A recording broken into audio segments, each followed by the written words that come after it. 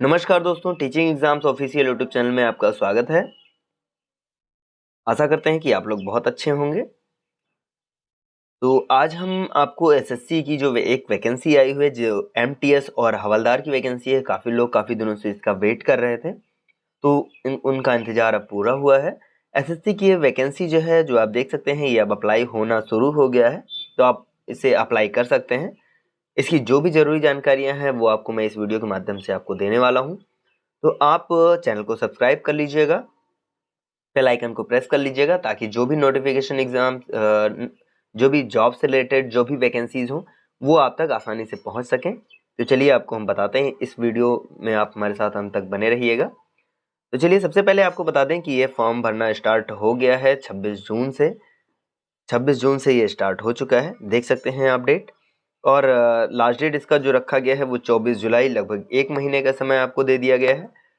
और आप इसके अलावा फीस पेमेंट भी आप 25 तारीख तक कर सकते हैं। यानी कभी कभार ऐसा होता है कि वेबसाइट ठीक नहीं चल रही है, तो आपको एक दिन एक्स्ट्रा आपको दे दिया जाता है, ताकि आप फॉर्म भरना जब स्टार्ट हो जाएगा, यानी जब अगर सर्वर में अगर प्रॉब्लम रह जाती है, तो जब फॉर्म भरना जब बंद हो जाता है, उसके बाद आपको एक दिन दे दिया जाता है कि आप फीस पेमेंट आप कर सकते हैं।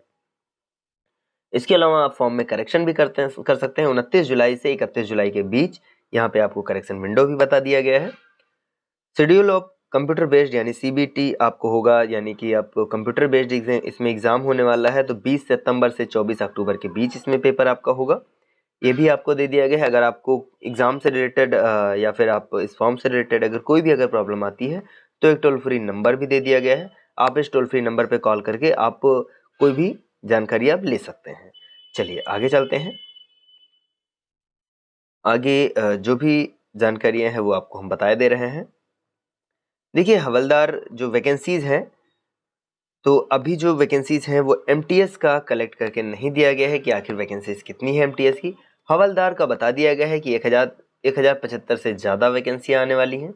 यानी कि जो भी रहेंगी वो 1075 से ज़्यादा हवलदार की वैकेंसीज रहेंगी। एमटीएस का भी क्लियर नहीं हो पाया है कि वैकेंसी कितनी है, लेकिन आप फॉर्म को अब ज़रूर भर दीजिएगा, क्योंकि वैकेंसी एमटीएस की जब भी आती है तो एक काफ़ी बड़ी वैकेंसीज आती हैं, तो इस फॉर्म को ज़रूर भरिएगा।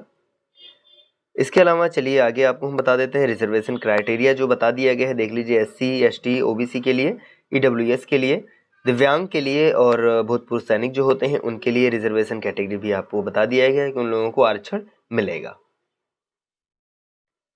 इसके अलावा आप देख लीजिए, मल्टीटास्किंग स्टाफ के लिए यानी नॉन टेक्निकल स्टाफ होता है, इसमें फंक्शनल रिक्वायरमेंट का आपको दे दिया गया है। और अगर आप दिव्यांग श्रेणी में आते हैं, तो दिव्यांगता की कौन सी श्रेणी में आपको लिया जाएगा, ये भी आपको यहाँ पे बता दिया गया है।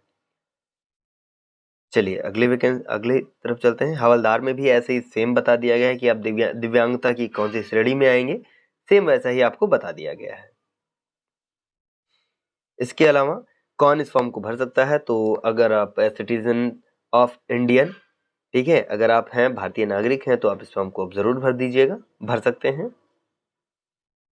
एज लिमिट जो पूछा गया है, एज लिमिट बताया गया है कि 1 अगस्त 2025 को, यानी मिनिमम 18 साल आपका कंप्लीट होना चाहिए, तो आप इस फॉर्म को भर सकते हैं। इसके अलावा आरक्षण की श्रेणी पूछी गई है। अगर आप आयु में अगर आप छूट चाहते हैं, यानी उम्र में सीमा में अगर आप छूट चाहते हैं, तो ये एससी एसटी के लिए 5 साल है, ओबीसी के लिए 3 साल, दिव्यांग है तो 10 साल मिलेगा, दिव्यांग ओबीसी है तो 13 साल, दिव्यांग एससी एसटी है तो 15 साल आपको मिलेगा। इसके अलावा आप एक्स सर्विसमैन है तो आपको 3 साल की छूट मिलेगी। चलिए, ये आपको बता दिया गया है। इसके अलावा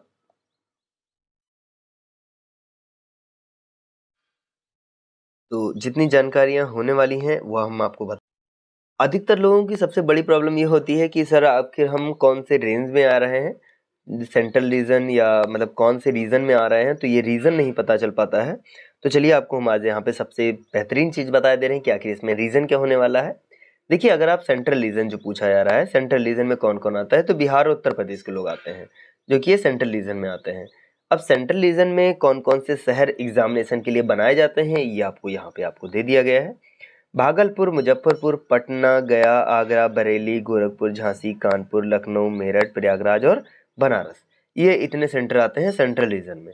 ठीक है, इतने इतने रीजन आते हैं। इसके अलावा अब आप आ जाइए, अगर मान लीजिए अगर कोई अगर जैसे ईस्टर्न रीजन में आता है, तो ईस्टर्न रीजन में ईस्टर्न रीजन आप देख सकते हैं यहाँ पे ईस्टर्न रीजन है, यानी अंडमान निकोबार, आइसलैंड हो गया, झारखंड, उड़ीसा, सिक्किम, वेस्ट बंगाल, इन सब में ये सारे डिस्ट्रिक्ट्स आते हैं। तो ऐसे ही ये सारा का सारा आपको दे दिया गया है, कौन कौन से रीजन में कौन कौन आता है। डिटेल सब आपको मैंने बता दिया है, आप पीडीएफ में देख के आप समझ भी जाएंगे। तो यहाँ से आप देख लीजिएगा आप कौन से रीजन में आते हैं, रीजन के अनुसार आप यहाँ पे आपको दिख जाएगा कि आप कौन से रीजन से आप फॉर्म भर रहे हैं और कहाँ पे आपका सेंटर जाएगा। अब आप यहाँ से ये भी देख सकते हैं कि आपका एग्जाम पैटर्न क्या होगा। तो न्यूमेरिकल एंड मैथिकल एबिलिटी जो है वो 20 से 60 नंबर का होगा। इसके अलावा रीजनिंग होगा जो आपका ये भी 60, इसमें जो मैक्सिमम मार्क होंगे वो 60 नंबर का होगा। नंबर ऑफ क्वेश्चन वो 20 नंबर, मतलब 20 क्वेश्चन आपके 60 नंबर के होने वाले हैं, यानी एक क्वेश्चन आपके 3 नंबर के होने वाले हैं, ये ध्यान रखिए। इसके अलावा यानी ये सेक्शन फर्स्ट में आएगा, सेक्शन 1 में 45 मिनट का होगा, ठीक है। और अगर आप दिव्यांग हैं तो आपको 60 मिनट का आपका होगा। सेशन जो सेकंड होगा यानी जनरल अवेयरनेस और जो लैंग्वेज का होगा वो 75 नंबर के होंगे, 25 क्वेश्चन होंगे, इसमें भी 45 मिनट आपको मिलेंगे। दिव्यांगता में आते हैं तो 60 मिनट आपको मिलेंगे। तो ये आपके हो गए दोनों सेक्शन आपको बता दिए हैं। सीबीटी एग्जाम होगा ये भी बता दिया है कितने क्वेश्चन आने वाले हैं, क्वेश्चन आपको कौन से सेक्शन से कितने क्वेश्चन आएंगे, कितने मार्क्स के आएंगे, ये भी मैंने आपको बता दिया है यहाँ से।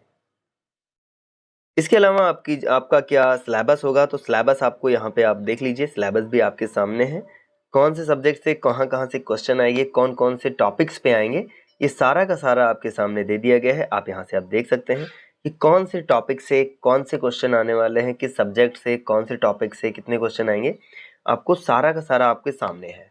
आप यहाँ से आप देख के आप यहाँ से आप प्रिपरेशन भी आसानी से कर सकते हैं। इसके अलावा जो आपका पीईटी होने वाले हैं यानी फिजिकल एफिशिएंसी टेस्ट जो होता है वो वॉकिंग होगा 1600 मीटर का, 15 मिनट का आपको टाइम होगा। फीमेल को 1 किलोमीटर दिया जाएगा, 20 मिनट का आपको टाइम दे दिया जाएगा, यानी 5 मिनट एक्स्ट्रा है फीमेल्स के लिए। तो दोनों कैटेगरीज आप इस फॉर्म को भर सकते हैं। इसके अलावा हाइट का दिया गया है पीएसटी यानी फिजिकल स्टैंडर्ड टेस्ट जो दिया गया है वो हाइट भी आपको दे दिया गया है। 157.5 आपको मेल के लिए होना चाहिए, 152 सेंटीमीटर वो फीमेल्स के लिए होना चाहिए, इतना आपको बता दिया गया। इसके अलावा अगर आप दिव्यांगता में आते हैं तो दिव्यांगता में कौन सी श्रेणी में क्या है, कौन सी श्रेणी है, आप कौन सी श्रेणी में आप लिए जाएंगे, ये भी श्रेणी भी आपको बता दिया गया है।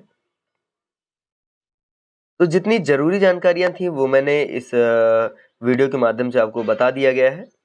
अगर इसके अलावा भी अगर कोई जानकारी आपको चाहिए तो आप हमारे कमेंट सेक्शन में आप कमेंट कर दीजिएगा। आप हमारे इंस्टाग्राम पे भी मैसेज आप कर सकते हैं, वहाँ पे भी आपकी हेल्प कर दी जाएगी। इसके अलावा कोई भी क्वेरी रहे तो आप हमें कमेंट कर दीजिएगा। हमारे चैनल को सब्सक्राइब कर लीजिए, वीडियो अच्छी लगी हो तो वीडियो को लाइक कर दीजिएगा। आप इंस्टाग्राम चैनल से भी जुड़ सकते हैं, टेलीग्राम से भी जुड़ सकते हैं। आशा करते हैं कि वीडियो अच्छी लगी होगी। धन्यवाद।